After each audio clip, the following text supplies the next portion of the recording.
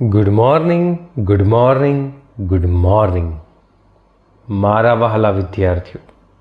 મારું નામ છે આશીષ ગિરી ગોસ્વામી અને હાર્દિક સ્વાગત કરું છું આપ સૌનું શિવાય એકેડમીમાં, આપણી સૌની એકેડમી શિવાય એકેડમી.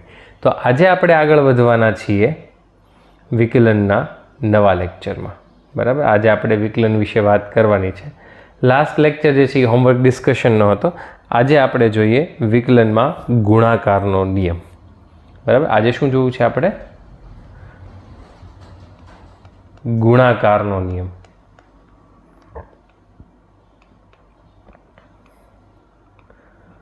ધારો કે બે પદ વિકલનમાં હોય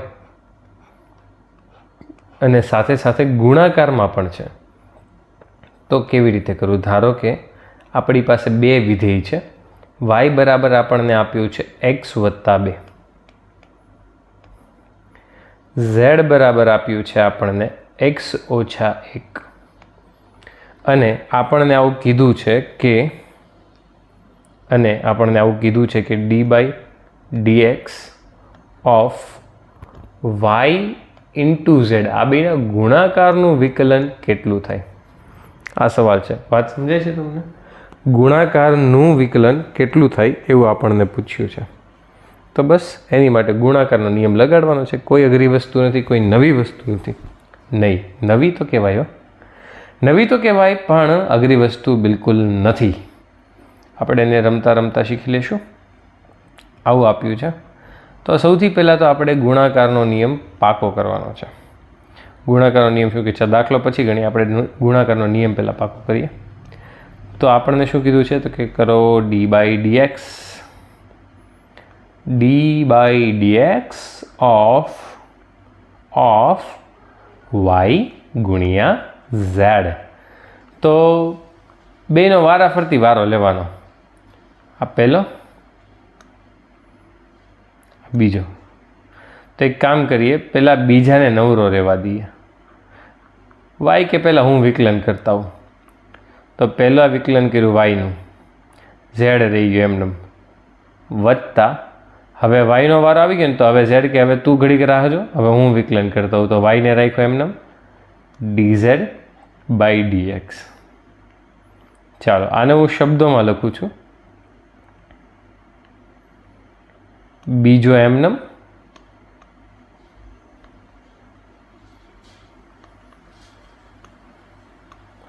બીજો એમનેમ, પહેલાંનું વિકલન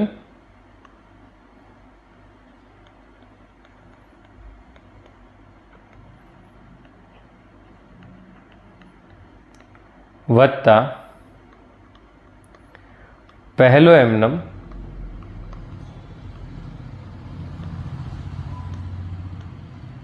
બીજાનું વિકલન.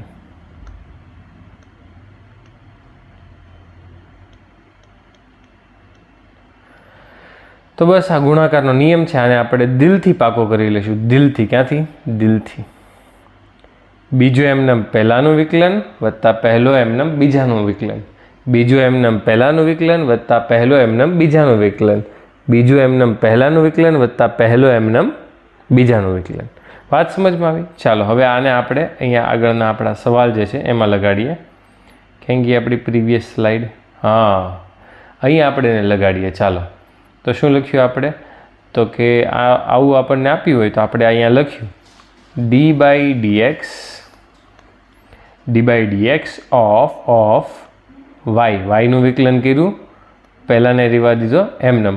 હવે કોનો વારો? તો કે ઝેડના વિકલનનો yને રહેવા દો એમનેમ, અને હવે કરી નાખો ઝેડનું વિકલન dz બાય dx.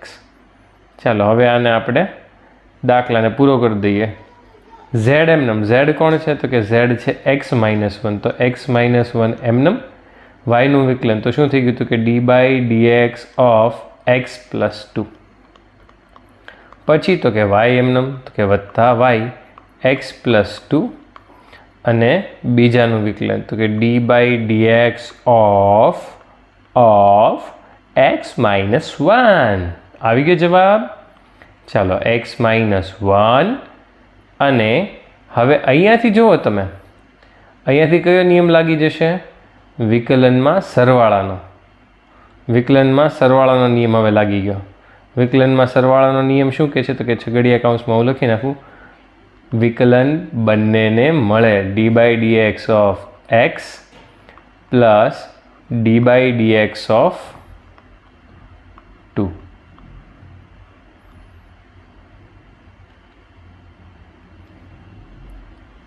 વત્તા એક્સ વત્તા 2. ફરી વખત જુઓ તો અહીંયાથી શું થશે? પાછું વિકલનમાં સરવાળાનો નિયમ લાગી ગયો. વિકલનમાં સરવાળાનો નિયમ શું કહે છે? D by DX of X minus D by DX of 1. આવી વાત સમજમાં? ચાલો તો બસ આને હવે સોલ્વ કરી નાખીએ. તો પહેલું પદ તો આપણું એમનેમ જ હતું, એક્સ માઇનસ 1 એમનેમ. આગળ જોતા જઈએ. આનું વિકલન શું થશે? D by DX of X, એનું વિકલન થશે 1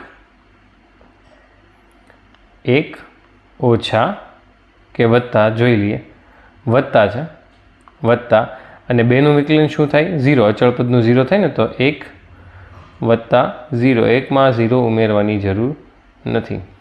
પછી તો કે એક્સ વત્તા 2 વત્તા એક્સ વત્તા 2 અને એક્સનું વિકલન, આનું વિકલન 1 ઓછા બાજુના પદનું 0, તો 1 ઓછા 0. 1 ઓછા 0 મેં કેવી રીતે લખ્યું તમને ખબર છે ને? આગળના 4 લેક્ચર તમે જોયા જ હશે, બરાબર? તો આ થઈ ગયું એક્સ ઓછા 1 ગુણ્યા 1 વત્તા એક્સ વત્તા 2 ગુણ્યા 1. તો આ થઈ ગયું એક્સ ઓછા 1 અને આ થઈ ગયું વત્તા એક્સ વત્તા 2. એને ગુણ્યા 1 કરવાની જરૂર નથી. કાઉન્સને ખોલી નાખીએ. એક્સ ઓછા 1 વત્તા એક્સ વત્તા 2. તો આ થઈ ગયું 2x પ્લસ 1. આવી ગયો જવાબ. ચાલો આની પછીનો સવાલ. હવે એકાદ સવાલ હું કરાવું, બાકીના સવાલો જે છે એ તમે જાતે કરજો. હું તમને હોમવર્કમાં ઘણા બધા સવાલ આપીશ. તો D by DX of 9x plus 7 into 2x plus 5. ચાલો નવો સવાલ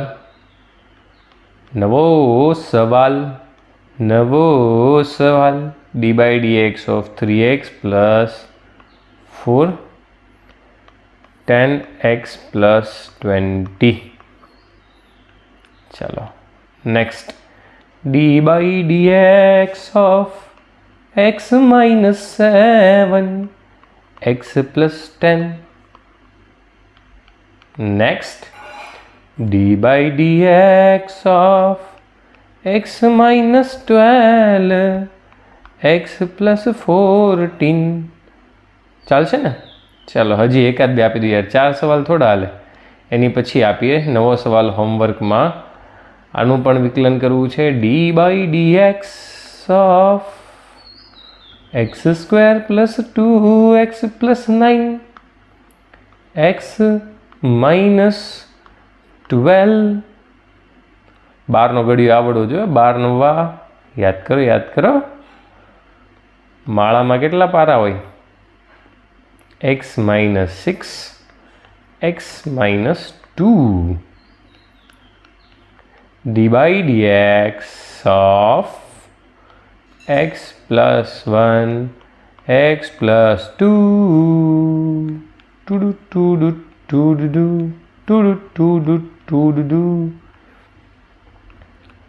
પ્લસ 6 10x માઇનસ 12. ચાલો આટલા સવાલ તમારે હોમવર્કમાં કરવાના છે. બધા જ સવાલને પોઝ કરીને જોઈ લેજો, રકમ લખી લેજો અને સોલ્વ કરવા એકદમ ઇઝી છે, જરાય મૂંઝાવાનું નથી. ગુણાકારનો નિયમ જે કીધો છે એને ફોલો કરવાનો છે. એકાદો કરાવી દો. ચાલો આવડો x પ્લસ 1 x પ્લસ 2 વાળો છે ને છેલ્લે કરાવતો જાવ યાર. મને એમ થાય કે મેં એક ન કરાવ્યો. આ એક કરાવતો જાવ. હાલો x પ્લસ 1 x પ્લસ 2 આવડો કરાવી દો.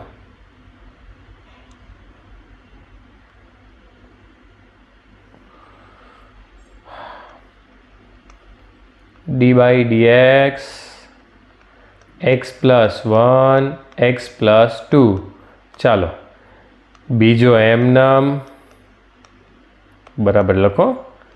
પહેલાંનું વિકલન વત્તા પહેલો એમ નામ બીજાનું વિકલન. ચાલો બેયના વાર આવી ગયા એક વખત વિકલનમાં. પછી શું કરવાનું તો કે એક્સ વત્તા 2 એમ નામ અને આજે એક્સ પ્લસ 1 વાળું આવ્યું ત્યાં સરવાળાનો નિયમ લગાડી દો. તો સરવાળાનો નિયમ જોજો લાગી ગયો એક જ સેકન્ડમાં. ડી બાય ડીએક્સ કાઉન્સની અંદર જાય તો બેયને મળશે. D by DX of X plus D by DX of 1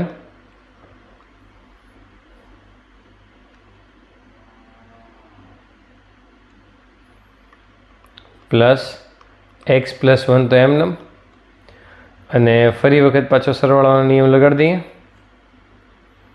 સંકલનમાં D by DX of X plus D by DX of 2. ચાલો આને સાદુરૂપ આપી દઈએ તો એક્સ વત્તા 2